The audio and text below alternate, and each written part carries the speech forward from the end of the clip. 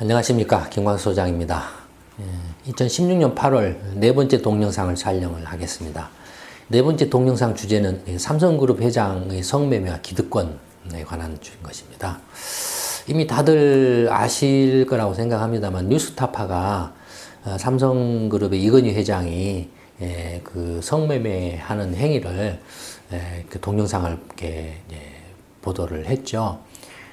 이 관련해서는 이제 이미 1년 전에 이렇게 일간지에 흥정이 들어왔는데 돈을 달라고 그래서 거절했다 이런 이야기도 있지만 어쨌든 이제 뉴스타파가 보도가 돼서 이건 이제 큰 충격이자 아니면은 다 헛웃음을 치게 만드는 헛웃음을 치게 만들고 글로벌하게 삼성그룹의 이미지 브랜드를 이렇게 똥칠하는 그런 사건이 됐죠. 예.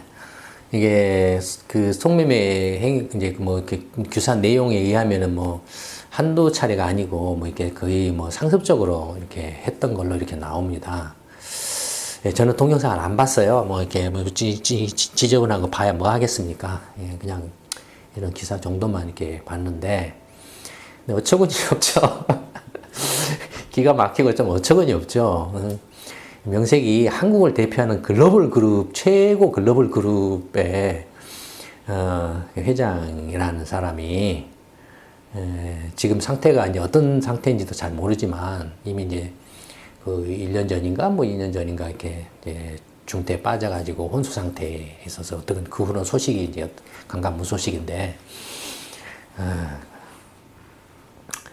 그러니까 그 혼수 상태 빠지기 전부터 이제 지금 나온 것은 2011년부터 2013년까지 이렇게 5번에 걸친 이제 촬영, 이런 동영상이 이렇게, 촬영을 한 동영상이 이렇게 있다라고 이렇게 나왔기 때문에, 그 전에도 이렇게 국내외에 출연해 보면은 국내외 그건 이런저런 이야기도 예전부터 쭉 있었고, 짐작할 수 있겠죠. 근데 어쨌든, 이게 참, 뭐라고 말을 해야 될지, 참 어처구니가 없습니다. 근데 성매매, 성추행 사건들이, 이건 이건희 씨뿐만이 아니고, 한국의 그 기득권, 특히 50대 이상 기득권이라면은 거의 외회가 없어요. 거의 예외가 없어요. 그냥 이제 이거 나와서 한번 쭉 훑어봤어요. 이렇게 그동안에 최근 몇 년 동안에 기득권 그 세력들의 그 기득권들의 성추행 사건 뭐가 있었나? 그래서 2003년 2004년에 이제 노무현 정부 때네 16대 총선 직전에 한나라당 정인봉과 한나라당 인권위원장이 수백만 원대 성접대 사건이 있었다. 이런 기사가 이렇게 있었다 그래. 이런 게 있었다 그래. 지금 이제 얼핏 그런 것이 있었던 것 같기도 해요. 2005년에는 이제 정영근이라는 아시죠? 정영근 그 당시 또 한나라당 의원이 호텔에서 40대 여성과 무슨 묵주 사건, 이것도 성희롱인가 성추행과 관련이 있는 거죠. 주성영 어쩌고저쩌고 하는 그런 이렇게 술집 술집 주인하고 그런 것도 있었죠. 예. 그 다음에 2006년에는 이제 한나라당 또 최현희 사무총장, 모조리 한나라당이네, 이게. 예, 사무총장 여기자 성추행 사건. 여기자 이렇게 식당 아주머니 괜찮냐, 이런 말도 있었던 것 같아요. 안상수, 인천시장, 정신 나간 놈들이죠, 전부 다 이게. 예. 그 다음에 또 2007년에는 정우택 이라는 사람이 이제 충북지사 했던 사람이네. 이 사람도 한나라당이죠. 예전 관찰사였더라면 관계라도 하나 넣어드렸을 텐데 누구한테 했냐면 이명박 씨한테 했다 이거예요. 완전히 미친놈들이죠, 이게. 근데 이명박 씨가 또 그에 대해서 이렇게 화답을 한 게, 어제 온 게 정지사가 보내신 거 아니었어요? 그럼 이놈이 했다라는 거 아니에요. 예. 이렇게 농담이 됐든 어쨌든 간에, 명색이 그 지사하고 대통령 후보라는 작자들이 한다는 말이 이런 거다 이거예요. 그 다음에 또 이명박 씨가 그걸 또 덧떠가지고 마사지 걸들이 있는 곳 갈 경우에 얼굴이 덜 예쁜 여자를 고른다더라.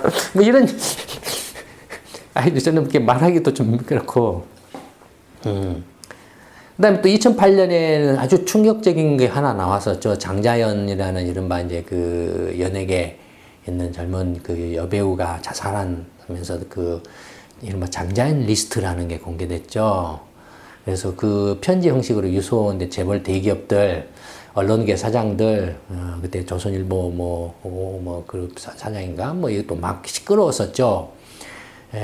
그래서 이렇게 이런 사람들이 줄줄이 사탕으로 나오고, 이게 장자연 리스트뿐만 아니라 그 이른바 젊은 여자 연예인들 그 접대들은 옛날부터 막 그 인터넷에도 많잖아요. 뭐 박정희 때부터 막 군사정권 때부터 그냥 계속 있어 온 이런 거예요. 이 사람들은 돈 벌고 돈 가지고 있거나 돈 벌거나 권력을 가지면은 이거 당연한 거라고 생각하는 작자들이에요. 이게 별종 같아요.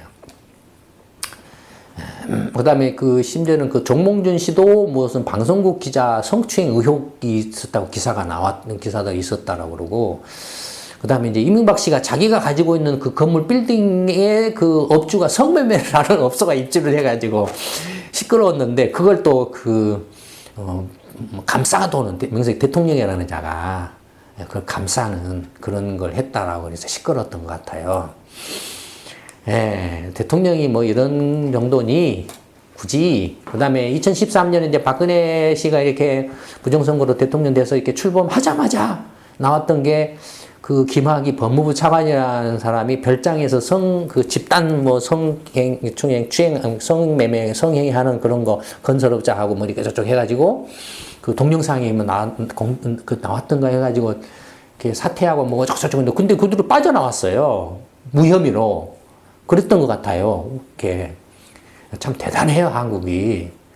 그 다음에 올해는 또 누굽니까? 박근혜 씨를 이제 미국 가서 이제 박근혜 씨가 미국 가서 이제 그 방미 외교 한다고 이제 처음 그 대통령 취임해가지고 미국 갔는데 따라간 게 대변인이죠. 가서 그 성추행 해가지고 완전히 글로벌하게 또 이렇게 글로벌 외교사에 또 족적을 남기셨잖아요. 정말로 이게 참 기가 찹니다. 기가 차. 2014년에는 또 새누리당의 박이태라는 사람이 골프장 해가지고 이 사람은 그 성추행해가지고 어땠던가요? 형사처벌 받았죠? 근데 거의 또 이렇게 그냥 그 처벌 받느니 마느냐 한 정도로 끝났죠. 근데 이 사람이 했던 때가 언제냐면 세월호 사건 날 때. 참 대단한 배짱, 대단한 사람들이에요, 정말로. 상상을 하기가 참 힘들죠. 이게, 그러니까, 보세요. 성추행이나 성매매 이런 것들이 한국의 기득권 재벌뿐만 아니라 어떤 정치인들이나, 또는 언론이나 이렇게 기득권 또는 이렇게 관료들이나, 힘께나 있다라, 돈께나 있고 힘께나 있다라고 하는 사람이면 모조리 다 너무나도 당연하고 이렇게 당연히 해야 되는 거고, 그게 뭐가 문제야 뭐 이렇게 생각하는 사람들이죠. 근데 이게 사실은 물론 거슬러 올라가면 길죠. 제가 이제 이순신 프로젝트를 이렇게 하는 게 바로 이런 이순신 프로젝트를 해서 20, 40대가 50대 이상을 전부 기득권 세력을 물갈이 해야 된다라고 하는 주장을 하는 것도 바로 이런 것들 때문에 그렇습니다. 기본적으로 이 50대 이상 이 세대들은 사고 방식이나 이런 것들이 기본적으로 잘못돼 있어요. 아주 심각한 문제를 가지고 있습니다. 그래서 물갈이를 하지 않으면은 이건 정말로 이렇게 어디 해외여행 가도 창피하고 얼굴 들고 다니기가 힘들어요. 쪽팔리고. 사실은 이게 따져 올라가면은 이제 예전에 왕조 시대 때, 조선 시대 때부터 이렇게 쌍놈 양반 어쩌고 저쩌고 하고 하고 첩이나 이렇게 신분제 사회에 그래서 계속 이어져 온 그런 거겠죠. 그러니까 민주주의로 넘어오면서 어떤 서구 사회가 민주주의로 넘어오면서 어떤 남녀 평등이라든지 어떤 여성에 대한 어떤 인권이라든지 이런 문제를 치열한 어떤 갈등과 투쟁을 거치면서 이렇게 만들어 온 거잖아요. 근데 한국은 그런 것도 없이 예전부터 지금까지 오로지 일방적으로 여자에 대해서는 희생해야 되는 존재로만 이렇게 생각을 해오고 있는 거예요.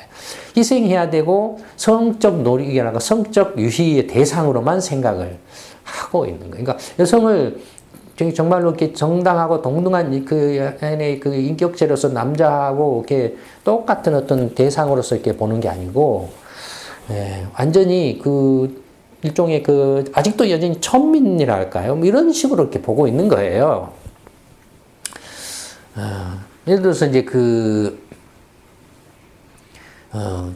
조선시대에서 이제 그런 근대화 과정을 거치면서 민주주의가 제대로 자력에 의해서 민주주의가 이루어진 게 아니고, 정말로 또 왕정시대의 구시대를 타파하고서 새로운 시대의 어떤 이념과 가치관과 철학을 가지고서 나라를 새로운 세력이 만든 것도 아니고, 외세에 의해서 이렇게 독립이 이루어지고, 또 외세 주도에 의해서 외세 친정권이 이렇게 독재 정권이 이렇게 계속 이렇게 들어와서 이렇게 권력을 잡다 보니까, 그런 어떤 왕조적인 권력을 잡고 돈을 가지면 전부 지가 왕인 걸로 착각을 한다 이거예요.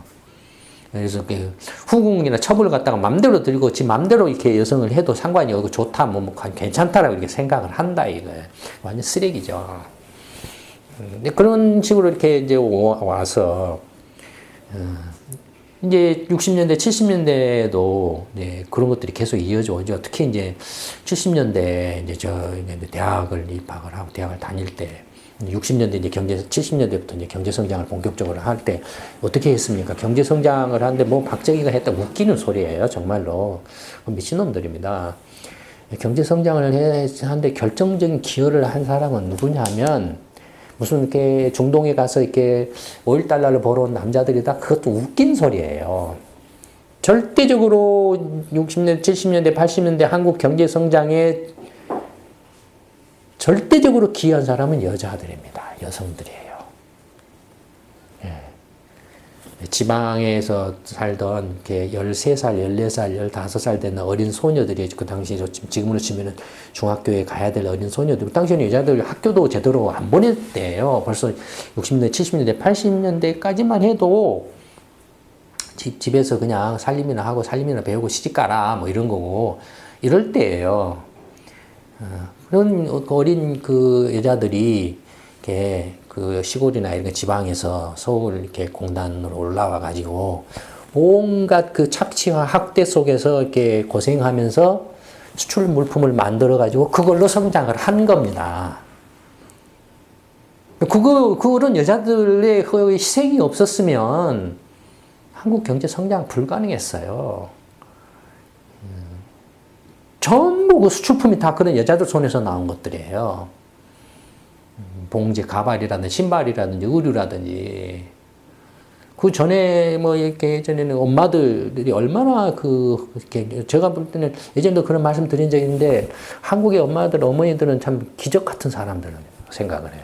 왜냐하면 일제시대 때 전쟁을 겪으면서 아무것도 없는 상태에서 얘는 또 많이 있는데 피임이나 그 당시에는 없었기 때문에 얘를 5명, 6명, 7명, 10명 이렇게 낳았는데도 불구하고 다 어떻게 해서 이제 키워냈어요. 어디 가서 어떻게 벌어서 이렇게 하는지 모르지만은 다 얘들을 키워냈어요. 잘 키웠든 못 키웠든 키워냈어요. 이 상상을 초월합니다. 다 한국의 엄마들의 위대함이랄까, 힘이랄까, 이런 거. 그런 것들이 다 지금 어머니에 대한 뭐라 할까요. 엄청난 애정이라 할까요? 향수라 할까요? 이런 것들이 남아 있는 거죠. 없어지지 않는 거죠. 절대로 없어지지 않죠. 근데 그것들이 이제 최근으로 올수록 점점 약화되고 있죠. 근데 그럴 정도로 그러니까 여성들의 힘이 정말로 위기이고 혼란하고 어려울 때일수록 여성들이 나라를 이렇게 사실은 이렇게 지켜왔다라고 해도 과언이 아니에요. 무슨 총칼 들고 싸워서 나라를 지켰다 웃기는 소리입니다. 여자들이에요.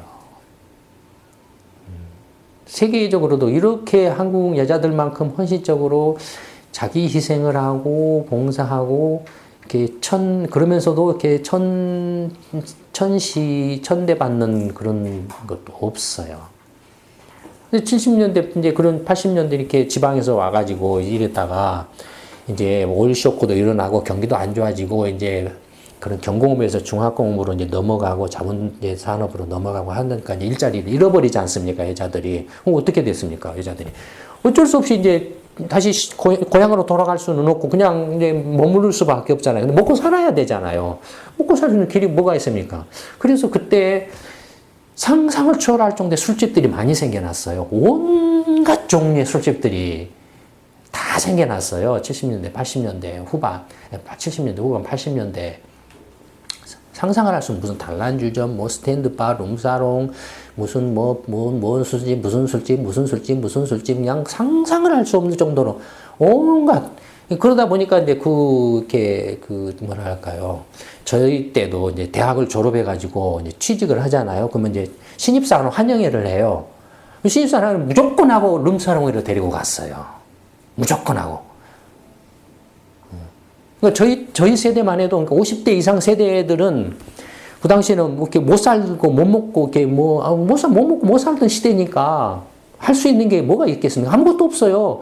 그저 먹거리 생기면 가서 얻어먹고, 이렇게 굽신굽신하고, 술 한잔 주면 가서 얻어마시고, 굽신굽신 해롱해롱하고, 그거 외에는 없어요. 그 다음에, 뭐, 이렇게, 그런 식으로 이제 이렇게, 성적인 어떤 성행이나 이런 것에만 이렇게 기회만 되면은 그런 거나 생각을 하고, 그거 외에는 무슨 영화를 봐. 지금 젊은 세대처럼 무슨 뭐 극장회를 뭐 가서 영화를 봐. 뭐 음악회를 가. 뭐 공연회를 가. 여행을 가. 아니면 무슨 다양한 취미 생활을 해. 뭘 해. 이런 게 전혀 없었어요. 전혀 없고, 그러니까는 평상시에 가만히 있으면 뭐 할 게 없어. 그냥 할 게 없는 거예요. 그래 막 안절부절을 해요. 오로지 하는 거라고는 그런 것밖에 없어요. 돈이 있고 힘이 있으면은 할 수 있는 거라는 건 그게 이런 게 성매매나 이런 것밖에는 할 게 없어요. 그 다음에 그 당시에는 또 어떤 상황이었냐면, 전쟁을 했잖아요. 한국전쟁을. 한국전쟁에서 남자들이 이제 전쟁 가서 몇백만 명이 죽었어요. 그러니까 절대적으로 이제 남자들이 모자라요. 여자들이 많아요. 그러니까 저 어렸을 때만 해도 동네에 보면은 동네 좀 부잣집은 항상 그 첩이 있었어요. 세컨드나 서드가. 그 동네에 저 입구 쪽이나 이렇게 동네 안으로는 못 들어와요. 그 첩은. 못 들어오고 저 입구 쪽에가 이제 둘째 마누라나 뭐 이런 첩이 있었어요. 그게 대부분이었어요. 그럴 수밖에 없는 게 남자들이 모자라니까. 그러니까 지금 이렇게 50대 이상, 60대 이상의 그 남녀를 보면은 남자 100명인데 여자가 130명이, 140명이에요, 지금도. 그 세대가 지금 그렇게 와 있어요, 지금. 그러니까 그때만 해도 동네에서 돈깨나 있다. 라고 하면은 반드시 그렇게 됐어요. 반드시. 둘째 마누라, 셋째 마누라, 이렇게 막. 그래서 제 학교 가면은 기 죽어 있어요, 얘가. 그 둘째 마누라 애나 셋째 마누라 기가 죽어 있어요. 뭐 서자네 뭐네. 중학교, 고등학교 다닐 때까지만 해도 그랬어요. 아마 50대 이상은 이거 다 제 말씀 공감하실 겁니다. 50대 이상 세대들은. 50대 이상 세대들은 돈 생기고 힘이 생기고 뭐 이렇게 시간 남으면 할 거라고는 그런 것밖에 없어요. 할 거라고는. 그런 것만 또 보고 배웠고, 돈 있으면 저짓거리 한다라는 것만 어렸을 때부터 보고 배운 거예요, 그런 게. 그러니, 봐보세요. 지금 한국의 기득권 세대가 다 50대 이상의 돈 있고 힘 있고 한 사람들이에요. 21세기에 글로벌하게 그냥 돌아가면서, 그냥 줄줄이 사탕으로 돌아가면서 이렇게 먹칠을 하고 한다, 이거 지금. 이놈이 나와서 하고 저놈이 나와서, 예, 조금 잠잠하다 싶으면 또 나와서. 지금은 이제 지금 심지어는 이제 관료들까지도 이런 짓까지 이제 웃기는 상황이 벌어지고 있다, 이거예요. 지금은. 전에는 이제 관료들, 축에 조금 이렇게 안 쳐졌거든요, 관료들은. 근데 지금은 이제 관료들이 그냥 득세를 해가지고 지금 십상시잖아요. 박근혜 씨는 꼭두각시고. 예전부터 말씀드렸죠. 제가 박근혜 전 초창기 때부터 꼭두각시라고.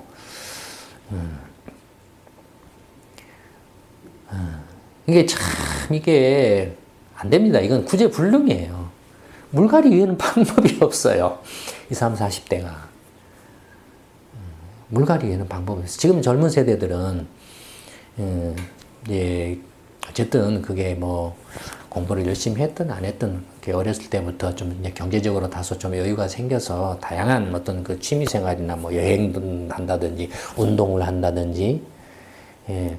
한국 50대 이상은 운동을 해도 본 게 뭐였냐면 권투였어요. 그때 유행했던 게 복싱이었어요. 복싱이라 60년대에는 레슬링이었어요. 그러니까 맨 그런 것만 봤기 때문에 이렇게 그런 게 뭐가 조금 욱하면은 무조건 하고 막 이렇게 치고받고 때리고 하는 이런 거예요. 욱하면은 50대 이상은 텔레비전이나 방송이나 이렇게 보면서 본 게 다 맨 그거였어요. 이제 80년대 들어오면서부터 이제 야구라든지 축구, 70년대 축구, 뭐 야구 이런 것들이 오면서 이제 70년대 세대가 지금 40대인가요? 예, 70년대 태어난 세대가. 그러니까 그 어릴 때 이제 축구, 운동 이런 거에 막 관심을 많이 갖잖아요. 어린 청소년 축구 뭐 단이라든지 이런 거 많이 하잖아요. 야구 단이라든지. 그러니까 70년대, 80년대부터 이제. 근데 그때 이제 이렇게 30대, 40대는 야구장이나 축구장 가면은 저놈 죽여라, 죽여라! 막 술병, 소주병 던지고 막 그래요. 그때 세대는. 그랬어요. 그랬어요. 완전히 달라요, 세대가. 전면적으로 물갈이, 얘는 지금 방법이 없어요. 모든 분야에 걸쳐서 정치를 비롯해서 관료, 정치뿐만 아니라 여야를 막론하고 또 이렇게 관료들, 그 다음에 이렇게 뭐 이런 문화계라든지 뭐 이렇게 예능계라든지 뭐 하여튼 이렇게 한국 사회 전반에 걸쳐서 50대 이상 사실 그 기득권 계층은 전부 물갈이를 해야 돼요. 예, 검찰이든 뭐 사법부든 언론이든 언론. 장제영 사건 봐보세요. 아니, 미친개인들이에요.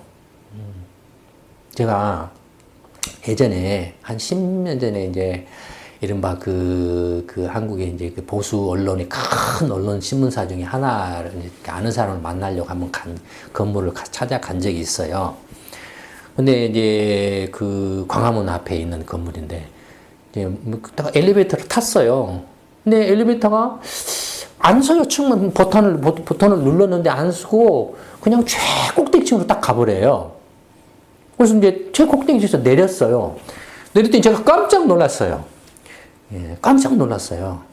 왜 놀랐냐면 저는 룸사롱인 줄 알았어요. 거기가. 언론사 최꼭대기층이.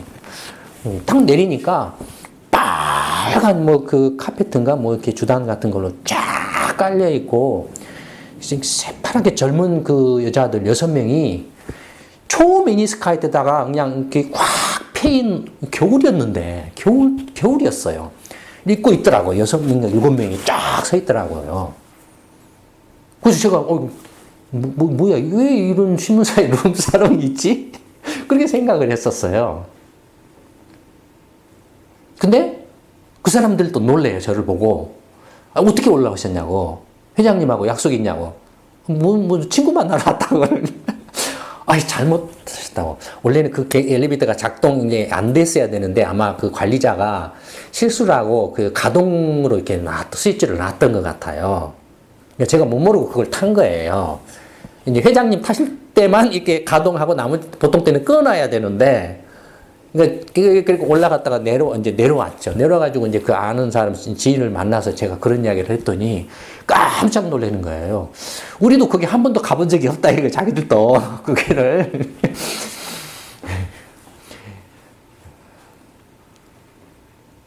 네. 이렇습니다. 한국의 이른바 기득권이라고 하는 데가. 뭐가 모자라서 그런 짓을 하고 있습니까? 참 기가 차죠. 어처구니가 없죠. 그러니까 성희롱이나 성추행이 이렇게 끊이지 않고 나오는 것이 기득권, 50대 이상의 기득권, 경관, 종교도 그러지 않아요? 종교도 지금 시끄럽잖아요. 여자 문제로 목사가 횡령했네, 어쩌네, 여자를 좀 했네, 막 시끄럽잖아요. 정, 경, 관, 언, 종교, 사법 이 기득권의 50대 이상은 모조리 물갈이. 이외에는 지금 방법이 없습니다. 한국의 젊은 얼마 여러분들 20대, 30대, 40대 또는 젊은 여성 여러분들 제 말씀을 잘 새겨 들으세요. 잘 새겨 들으시고 이순신 프로젝트에 관심을 가지시기 바랍니다. 그래서 50대 이상은 다 물갈이하고 빨리 20, 40대로 바꿔서 제대로 된 나라를 만들지 않으면 나라 망가집니다. 나라 망가져요. 지금 뭐 이제 거의 회생 불가능한 이제 거의 사망 상태나 마찬가지인 이런 그 사람을 성매매를 놓고서 이렇게 삼성그룹도 참 어떻게 이게 난감할 거예요. 도대체 이걸 어떻게 해야 될지도 모르겠고 그러니까 이렇게 잘 모르겠다 하고 그냥 아이고 잘못했습니다 하고 그냥 바로 사과를 했겠죠. 근데 이게 글로벌하게 이제 그 이미 그 비즈니스를 이렇게 해서 이렇게 폼 잡고 하고 있는데 이 브랜드 이게 정말로 어디 가서 뭐라고 사업하기도 힘들 것 아니에요 이게.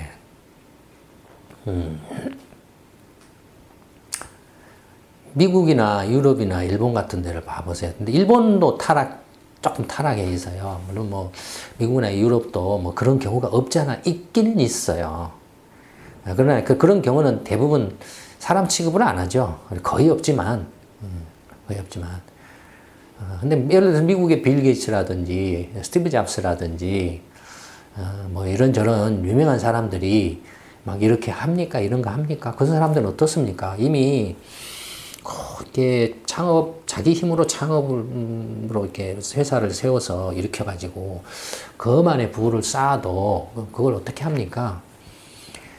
다양한 형태로 이렇게 사회에 환원하려고 하죠. 이렇게 기부를 한다든지 예술이나 문화나 어떤 이렇게 개도국이나 어떤 취약자를 갖다가 지원하는 이런 데 관심을 갖고 왜냐하면 그 사람들이 어렸을 때부터 그런 교육을 받고 그런 데 익숙해져서 여행이라든지 뭐 이렇게 공연이라든지 음악이라든지 예술이나 뭐 이런 것들에 관심을 굉장히 많이 갖고 흥미나 취미를 갖고 있기 때문에요.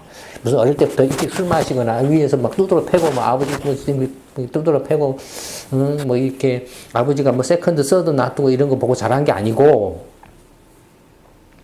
그런 식으로 이렇게 자라왔기 때문에 자연스러운 거예요. 당연하고.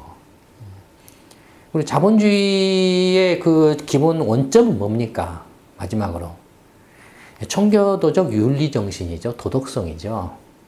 자본주의가 건전하게 발전하려면 청교도적인 도덕성과 윤리 정신이 절대적으로 이렇게 중요하죠. 그렇지 않으면은 자본주의가 타락을 해버리면 어떻게 됐습니까? 말씀드린 것처럼 정, 경, 관, 언, 종교, 사법, 기득권을 형성해가지고 착취를 하죠.